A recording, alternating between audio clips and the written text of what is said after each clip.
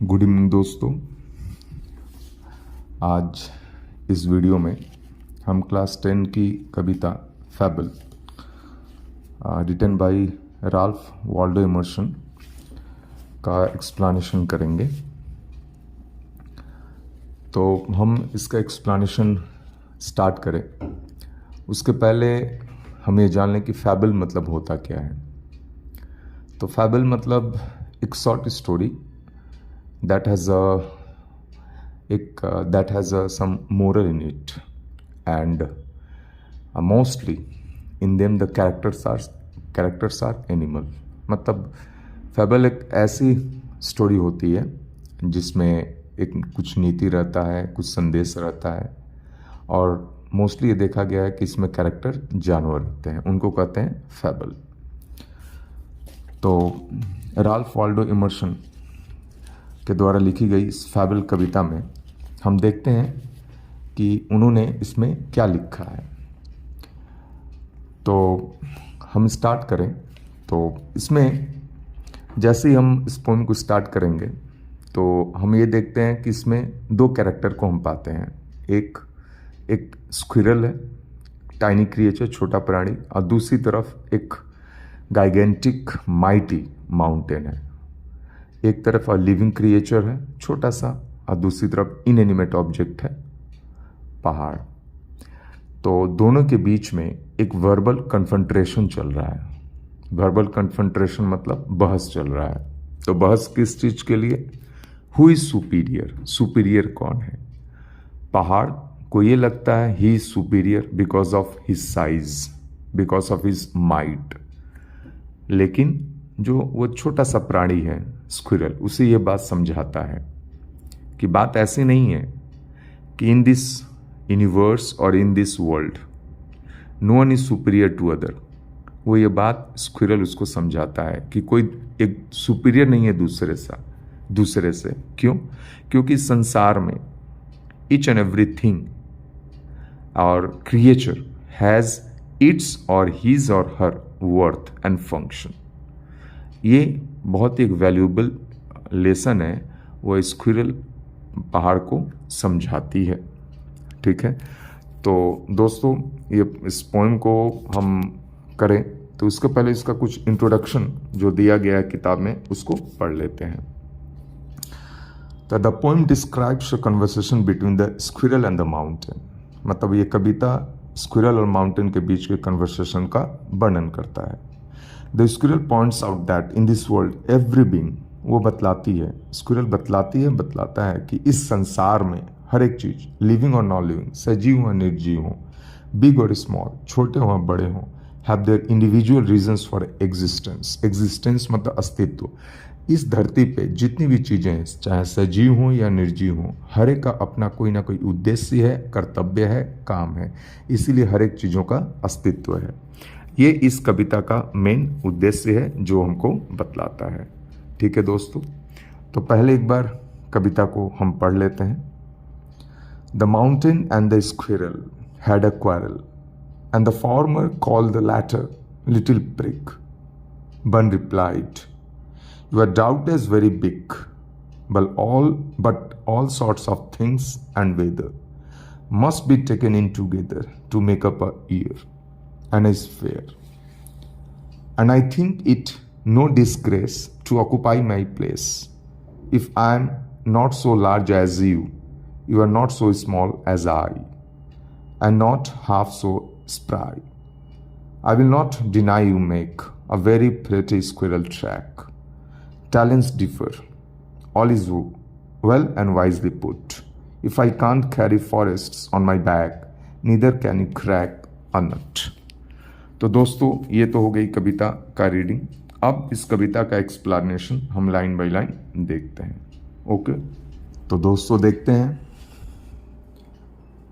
The mountain and the squirrel had a quarrel. तो start होती है, the start of the poem is like that कि पहाड़ और गिलहरी में क्वारल है, झगड़ा है। तो झगड़ा मतलब एक बहस चल रहा है।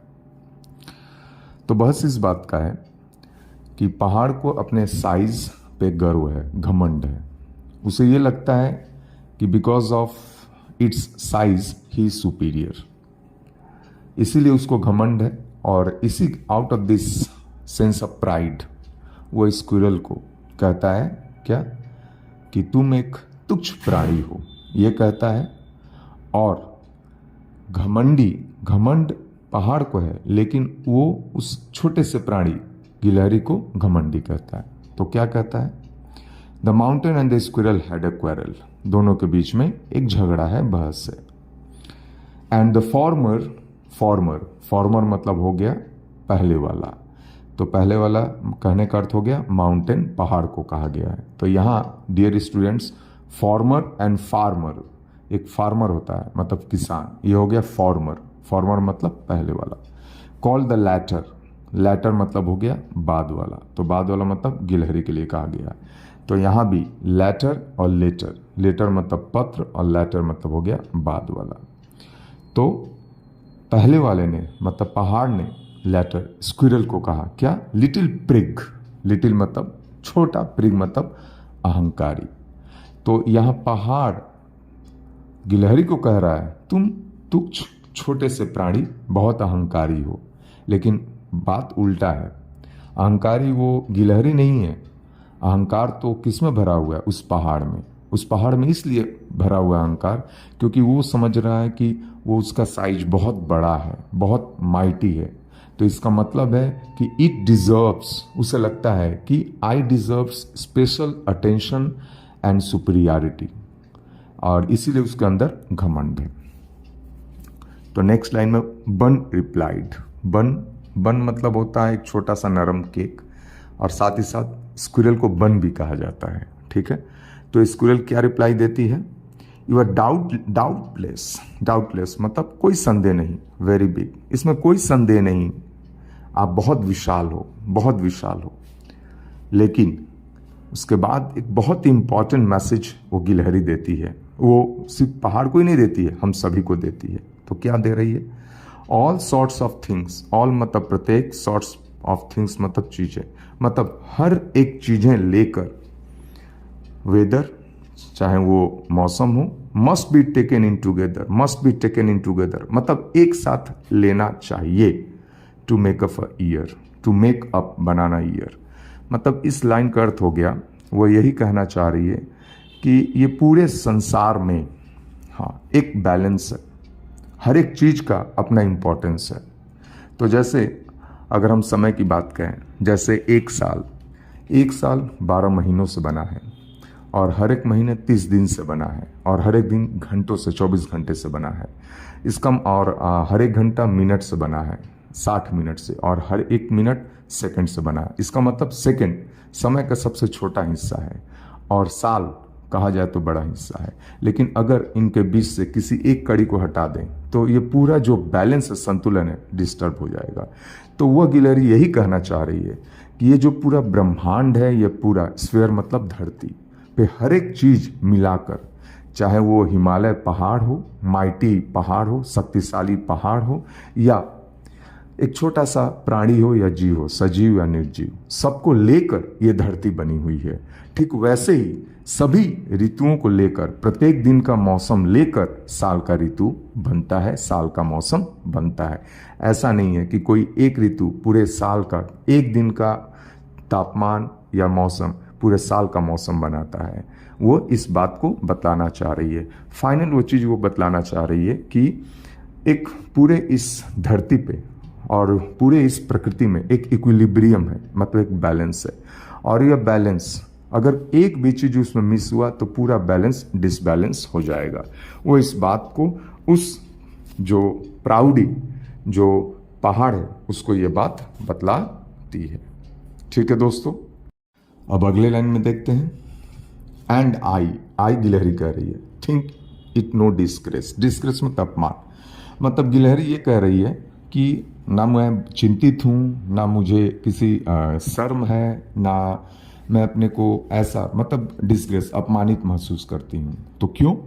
To occupy my place, occupy मतलब रखना, माई प्लेस मतलब इस संसार में मेरा आकार छोटा है, इसीलिए मेरी सब चीज़ें छोटी हैं। चाहे मेरा भोजन हो छोटा हो, मेरे मैनर्स भी छोटे हैं, मेरे एक्टिविटीज़ भी छोटी हैं, लेकिन इसमें मुझे कोई डिसग्रेस, ना ही अपमान महसूस होता है, ना ही मैं चिंतित हूं। उसके बाद if I am not so large as you, I am not so large as you, you मतलब पहाड़ को कह रही है कि ये सही है कि मैं आपकी तरह लार्ज, विशाल नहीं हूं, मैं आपकी तरह माइटी नहीं हूं, ये सही है। लेकिन दूसरी बात वो क्या कर रही है, you are not so small as I, तो वैसे ही आप मेरी तरह छोटे नहीं हो। तो ये तो हम जानते हैं कि इस धरती पे चाहे बड़ा हो या छोटा हो, सबका अपना वजूद है, और जो भी चीज़ें इस धरती पे हैं, प्रकृति ने सभी चीज़ों को किसी न किसी उद्देश्य के लिए ही यहाँ रखा है। तो वही कह रही है कि ना मैं आपकी तरह विशाल हूँ और ना ही आप मेरी तरह छोटे हैं।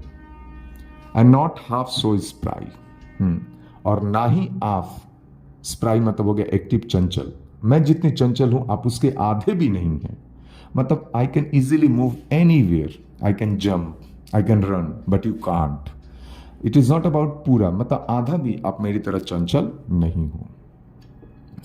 उसके बाद के लाइन में आई मतलब स्क्विरल, वो तो ये उनको सच्चाई बताती है पहाड़ को, लेकिन साथ ही साथ क्रेडिट भी देती है। वेयर माउंटेन डिजर्व्स, वो जहां डिजर्व करता है क्रेडिट वो देती है। तो क्या कहती है, I will not deny you make, deny मैं इस बात से इनकार नहीं करूंगी या करूंगा। तो किस बात से, you make a very pretty, pretty means beautiful, squirrel track, track मतलब रास्ता। तो ये हम सब जानते हैं कि हाँ, यहाँ जो स्क्विरल है उसका घर कहाँ है या घर पे पहुंचने का रास्ता कहाँ है, उस जंगल में। और वो जंगल कहाँ बना हुआ है, उस पहाड़ के पीठ पर। तो ये कह रही है कि ये इस बात का तो मैं आपको क्रेडिट दूंगी कि आप ही के पीठ पर ये पहाड़ है और इस पहाड़ से मेरा रास्ता है। मेरा रास्ता है या जितनी गिलहरियों का है, इसी आप ही के पीठ पर बनता है, या ये क्रेडिट है कि आप इस तरीके से हमको हेल्प करते हो। टैलेंट्स डिफर, यही तो टैलेंट्स मतलब प्रतिभा, डिफर अलग है। तो ये कहना चाह रही है कि सबका अपना टैलेंट है। आप इतने विशाल हो, ये आपका टैलेंट है, और ये भी आपका टैलेंट है कि आप हमारे लिए रास्ता बनाते हो। All is well and wisely put, तो यहां हो गया ऑल मतलब नेचर। नेचर ने हर एक चीजों को एकदम सही तरीके से रखा है, और हर एक चीजें टाइनी मतलब छोटा सा और लार्ज विशाल, सब वर्क टुगेदर, एक साथ काम करते हैं इस संसार में, क्योंकि गॉड ने हर एक चीजों को ऐसे बनाया ही है, चाहे छोटा हो या बड़ा हो, कि सब they all work together to make this entire universe, entire earth, कि हर एक चीजें एक साथ काम करती हैं। अगर उसमें से एक भी चीज मिस रहा तो जो हमारा ये एक यूनिशन है, यूनिशन मतलब जो कंप्लीशन कहते हैं, पूर्णता, वो नहीं हो पाएगा। इसी बात को गिलहरी कह रही है, all is well and wisely put.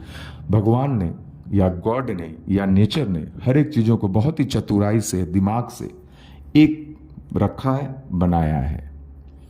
If I can't carry forests on my back, तो यहां फिर अपने टैलेंट का मतलब गिलहरी अपने टैलेंट का और पहाड़ के टैलेंट की बात कर रही है। तो क्या, if I can't carry, carry मतलब ढोना, फॉरेस्ट्स ऑन माई बैक, मैं अपने पीठ पे जंगलों को नहीं ढो सकती हूं, नहीं ढो सकती, ये टैलेंट मेरे अंदर नहीं है। ये टैलेंट पहाड़ आप ही के पास है, क्योंकि आप ही के पीठ पे पहाड़, आप ही के पीठ पर जंगल उगे हुए हैं। ये टैलेंट आपके अंदर है कि आप अपने पीठ पर जंगलों को उगा सकते हो। नीदर ना ही कैन यू क्रैक मतलब तोड़ना नट, लेकिन एक टैलेंट जो मेरे पास है वो आपके पास नहीं है। क्या, मेरे दांत बहुत ही पैने हैं, बहुत शार्प हैं। इन दांतों से मैं क्या कर सकती हूं, अखरोट को आराम से कुतरती हूं, तोड़ती हूं, खाती हूं, लेकिन ये आप नहीं कर सकते हो। तो यहां स्क्विरल एक छोटा सा प्राणी है, एक बहुत ही वाइटल मैसेज दे जाता है, किसको, जो अपने को बहुत सुपीरियर समझते हैं। ठीक है, तो यहां हमको पता चल गया कि इस संसार में हर एक चीजों का अपना इंपॉर्टेंस है।